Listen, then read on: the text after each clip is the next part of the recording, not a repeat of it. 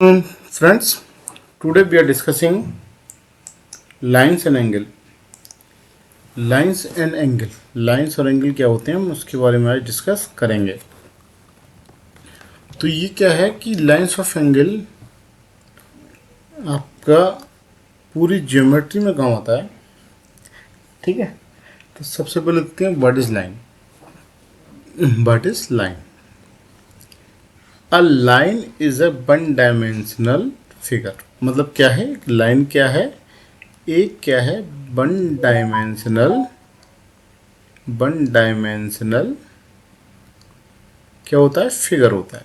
ठीक है, that extend in both direction infinitely without any width.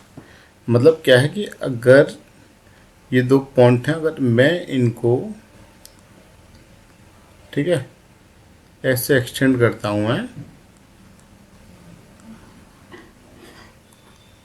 ठीक है, तो इसको क्या है इनफाइनाइटली आप क्या करो कि उसकी डायरेक्शन इन्फिनिटली हो, कोई बिर्थ ना हो। मतलब इसकी जो बिर्थ है ये कि ये बिर्थ ना हो। ठीक है, ये कैसे बनती है देखो, बनेगी कैसे। माना एक पॉइंट है, दूसरा पॉइंट है, तीसरा पॉइंट है, so dot dot dot dot dot dot up to infinite. Right, इन सब पॉइंटों को अगर मिला दिया जाए तो क्या बनेगी? एक लाइन बनेगी। बात ठीक है। तो क्या है, लाइन क्या होती है? Is a one dimensional figure that action in both direction infinitely without any width. It is made up of infinite number of points close to each other. ये एक लाइन है। ठीक है, ये लाइन है, ये एक लाइन है। और क्या है कि ये इनफाइनाइटली क्या है? इनफाइनाइट नंबर ऑफ पॉइंट से मिलकर बनी है। ठीक है, लाइन समझ में आया क्या है? वन डायमेंशनल होती है। अगर की पॉइंट देखा जाए वन डायमेंशनल होती है और कोई भी इसकी बर्थ नहीं होती है। और इसकी डायरेक्शन क्या है? वो ये नंबर ऑफ इनफाइनाइट पॉइंटों को मिला के एक लाइन बनती है जो दोनों डायरेक्शन में होती है इनफाइनाइटली, जिस एक्सटेंड कर सकते हैं उसे हम, कोई भी बिर्थ ना हो।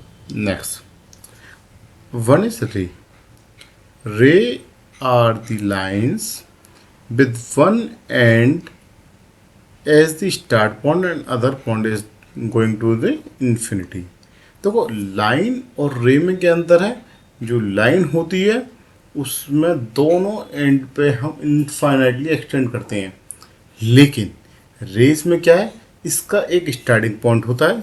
Late this is your starting point and this is extend to the infinite point तक एक्सटेंड कर रही है, इनफाइनाइट पॉइंट तक एक्सटेंड कर रही है।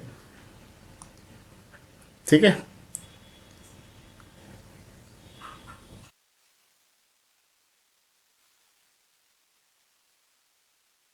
ठीक है, अब ठीक है पेन। नेक्स्ट अगर क्या करते हैं, दे extend in one direction without ending. मतलब एक डायरेक्शन में आप इनफाइनाइटली से एक्सटेंड कर सकते हैं, कोई भी क्या करते हैं? Without ending. When two rays are joint to end, मतलब let this is one ray and this is one second रे।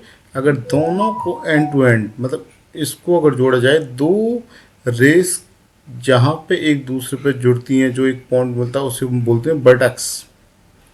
ठीक है, और इन दोनों के बीच में एक एंगल फॉर्म होता है। ठीक है, they form an angle, they are represented as P Q, ray P Q.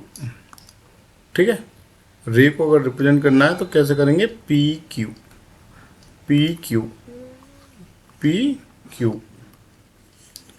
ठीक है, और बस में रे और लाइन में क्या डिफरेंस है वो समझ में आ गया कि लाइन क्या होती है? वो दोनों side infinite number of point से मिलके बनती है। दूसरा, कोई बिर्थ नहीं होती। तीसरा, वो दोनों साइड एक्सटेंड होती है। रेस क्या है? बिर्थ तो इसकी भी नहीं होती है, लेकिन ये इसका एक स्टार्टिंग पॉइंट होता है और एक साइड इसका इन्फाइनाइटली एक्सटेंड होता है, ठीक है। और अगर दो रेस को अगर मिला दिया जाए तो जिस पॉइंट पे मिलती हैं उसको वर्टेक्स कहते हैं, और उससे एक एंगल जो फॉर्म होता है उसे एंगल कहते हैं। दो रेस के बीच में जो दो रेस को अगर मिलाएंगे तो एक एंगल फॉर्म होता है, ठीक है। Next line segment. Next is line segment.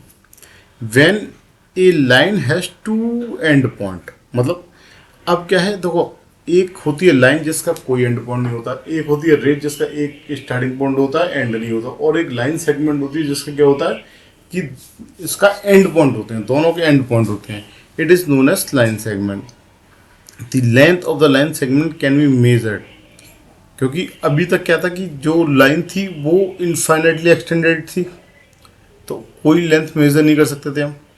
लेकिन लाइन सेगमेंट को हम मेजर कर सकते हैं। हम जनरली कहते हैं ए लाइन इज 5 सेंटीमीटर, एक्चुअल में 5 सेंटीमीटर। इसका मतलब क्या है, this is nothing but this is line segment. ये लाइन सेगमेंट होता है, लाइन सेगमेंट, ठीक है। ये लाइन सेगमेंट होता है, ठीक है, लाइन सेगमेंट, ठीक है। पता नहीं कहाँ से लाइन सेगमेंट। नेक्स्ट, ठीक है, it is written as A B. देखो दिस इज, इसका एक एंड पॉइंट है, इसका भी एक पॉइंट है, ठीक है। तो इसको हम बोलते हैं लाइन सेगमेंट, ठीक है, line segment. Next angle. When two ray intersect at a point they form an angle. अभी हमने देखा था कि जब दो रेज इंटरसेक्ट करते हैं एक पॉइंट पे, उस वो एक एंगल फॉर्म करते हैं। Angle are usually denoted measure in degree and denoted by the degree symbol. जैसे कि अगर थीटा इज एंगल, तो इसको हम कैसे करते हैं, 2 डिग्री, 4 डिग्री या 10 डिग्री या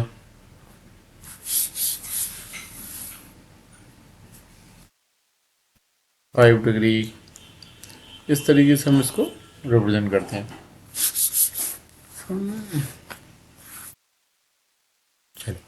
ठीक, which is a measure of rotation, मतलब एक रोटेशन कितना रोटेट हो रही है एक रे दूसरी रे से। And angle can be value between 0 to 360 degree and denoted by the symbol angle. Angle को हम इस तरीके से डिनोट करते हैं, दिस इज एंगल, ठीक है। इसको हम कहते हैं एंगल,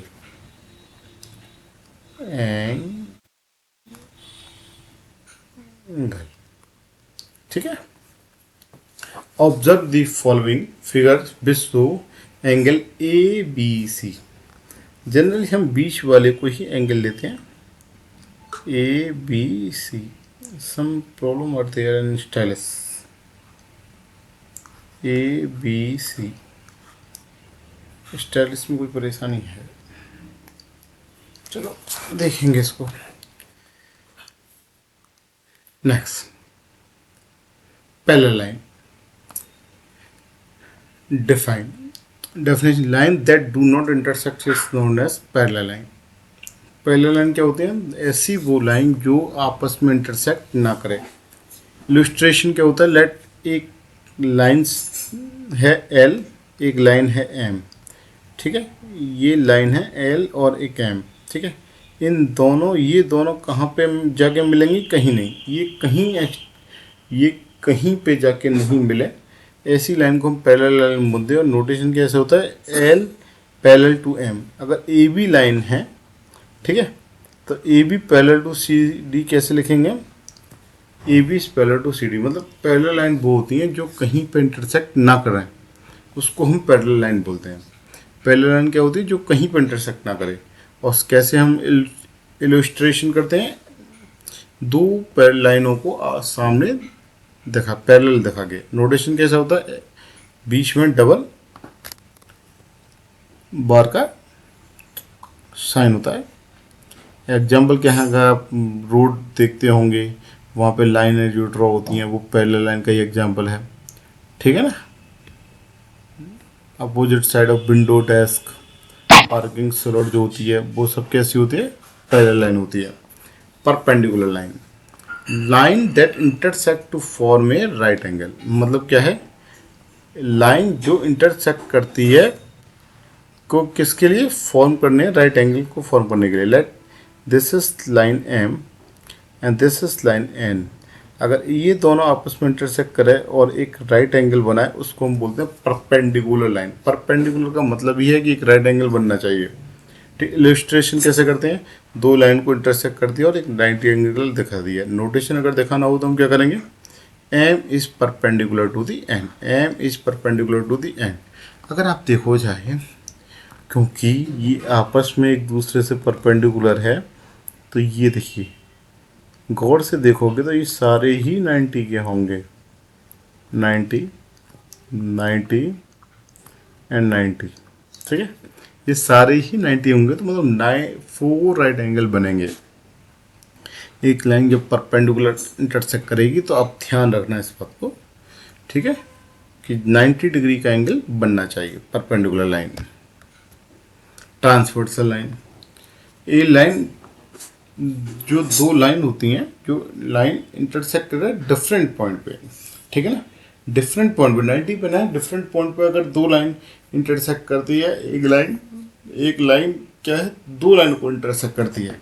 ठीक है, देखो ये लाइन मानो this is A line, this is B line, और this is notation for transverse line, मतलब इस लाइन ने दो लाइन को इंटरसेक्ट किया है, उसको हम बोलते हैं, और दो डिफरेंट पॉइंट पे ही उसने क्या किया है, इंटरसेक्ट किया है, इसको हम बोलते हैं ट्रांसवर्सल लाइन। ट्रांसवर्सल लाइन, जो टू लाइन को डिफरेंट पॉइंट पे इंटरसेक्ट करे उसको हम बोलते हैं ट्रांसवर्स लाइन। ठीक है, तो ये कौन सी लाइन होगी, लाइन है ट्रांसवर्स लाइन। याद रखना टू लाइन होनी चाहिए, टू लाइन जिसको वो इंटरसेक्ट करे। Vertical angle, two angle that are opposite angle. देखिए वर्टिकल एंगल का मतलब क्या है, देखो एक ये लाइन है, इन्होंने दिखाई एक लाइन, ठीक है, let this line is A and this line is B, इसने इस लाइन को इंटरसेक्ट किया, तो मैंने एंगल लिख दिए 1 2 3 4, ठीक है, 1 5 6 7 8, वन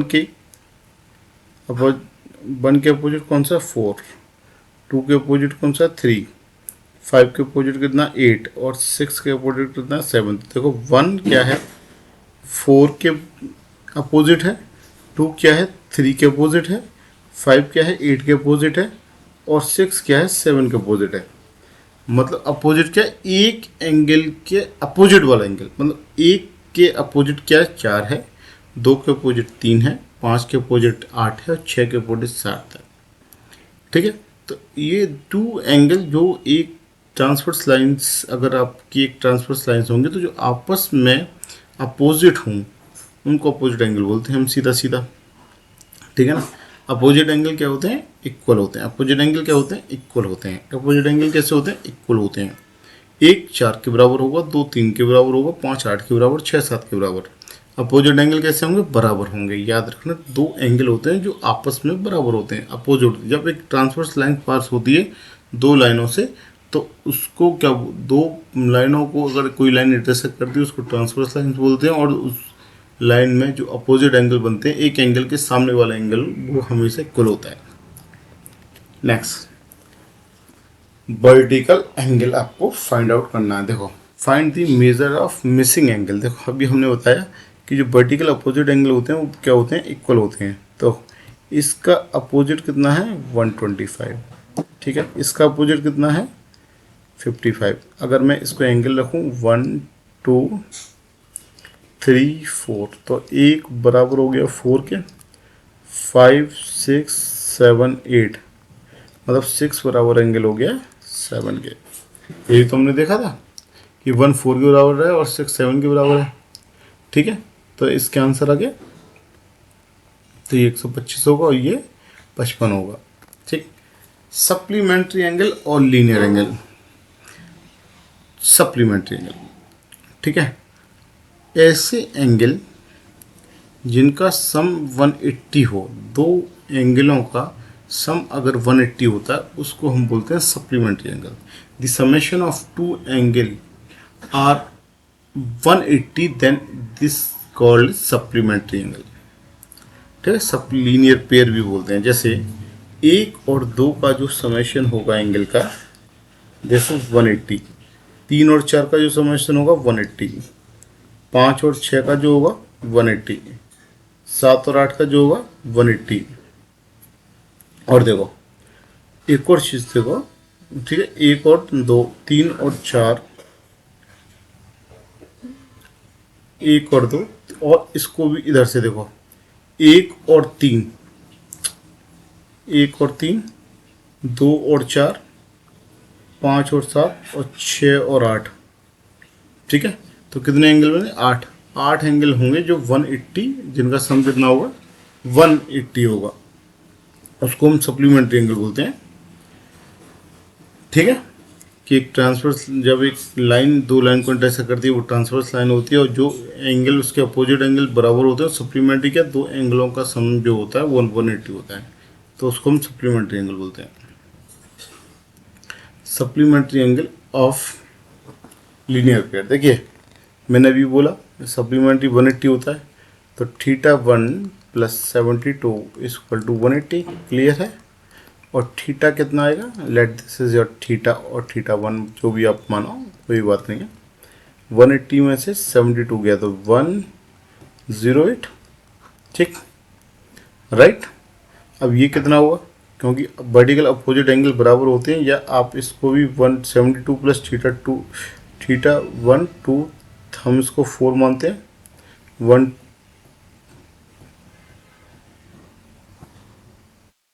ठीक है। तो क्या होता है? दिस इज 108, ठीक है।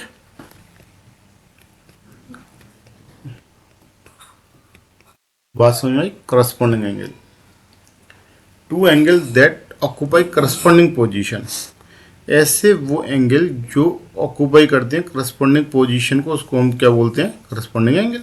सिंपल है। जैसे एक लाइन दे रखी है, इसका देखो टॉप लेफ्ट कहाँ है? इधर है, और टॉप राइट किधर है? इधर। ये बॉटम लेफ्ट, ये बॉटम लेफ्ट नीचे वाली लाइन का, ये बॉटम राइट, ठीक है। Top left, top right, bottom left, bottom right, top left, top right, bottom left, bottom right, ठीक है। ये एंगल है 1 2 3 4 5 6 7 8, ठीक है। अब देखिए जो एक एंगल है जो 5 के बराबर है, इसका मतलब क्या? करस्पॉन्डिंग एंगल है वो। तो ये वाला जो एंगल है, इसके करस्पॉन्डिंग दूसरी लाइन अगर देखा जाए तो 5 है, 2 के सामने क्या है? 6 है, ठीक है। 3 के अगर हम लाइन की सिमिलरिटी देखें तो ये 7 है, और 4 का जो है वो है 8। तो इसलिए हम क्या किया? दिस इज द जो एंगल, दो एंगल जो ऑक्यूपाई करता है करस्पॉन्डिंग पोजीशन, उसको हम करस्पॉन्डिंग एंगल ही बोलते हैं। बात सही है। Next, corresponding angle you have to find out. तो देखिए मैंने बताया जो ऑक्यूपाई करे करस्पॉन्डिंग पोजीशन, तो इसकी पोजीशन कौन ऑक्यूपाई करेगा? ये, ठीक है। तो ये कितना हुआ? 145, ठीक है।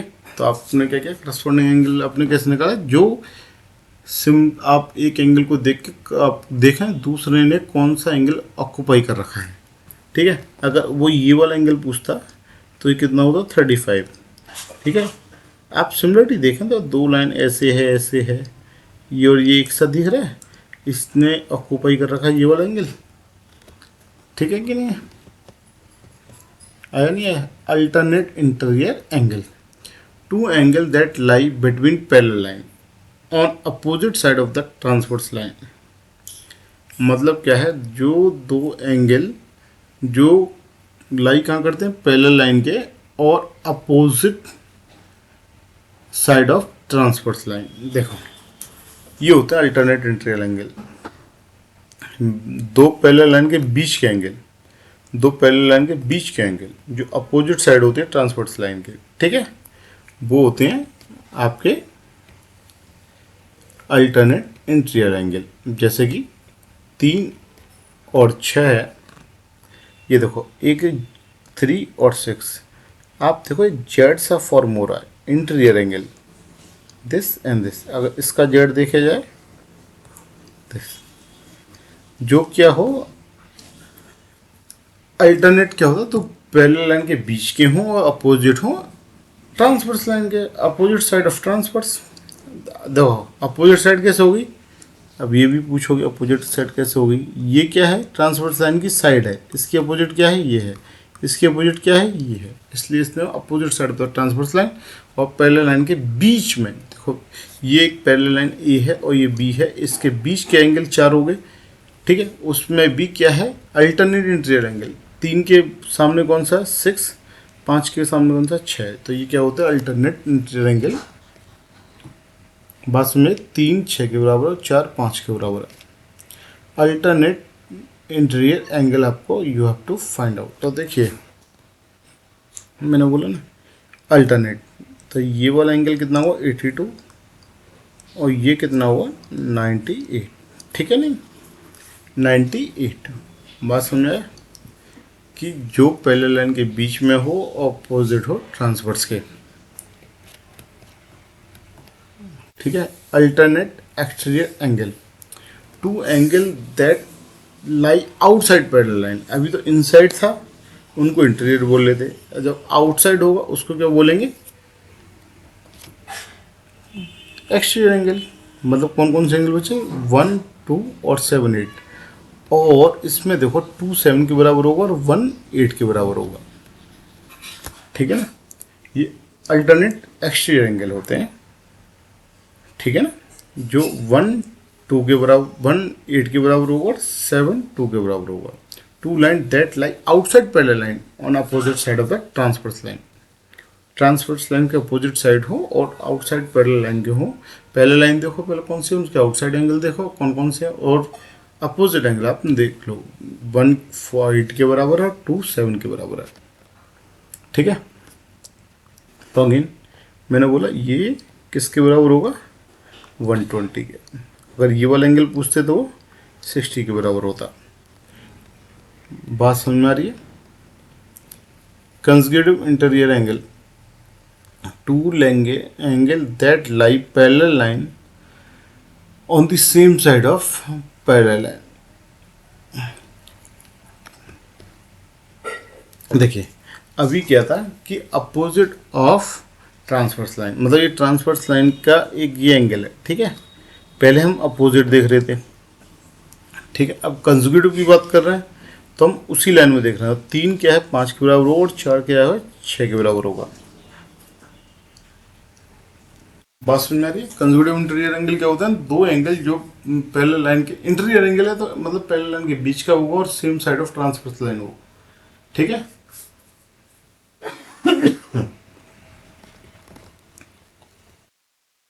है ना, और उनका समेशन क्या होता है 180 होता है।